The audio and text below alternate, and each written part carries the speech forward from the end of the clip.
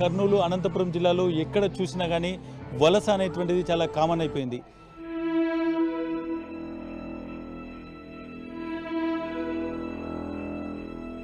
ఈ సంవత్సరం అంటే మాకు తిండి కానీ దొరుకుతుంది సార్, నీళ్ళు కానీ లేవు సార్.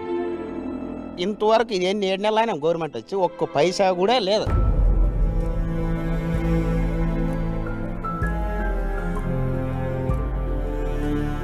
భూముల రైతుల పైన అంత లాస్ సార్. అప్పులు ఇచ్చిన వాళ్ళు ఎట్లుకుంటారా, రోజు ఇంటికి తిరుగుతున్నారు.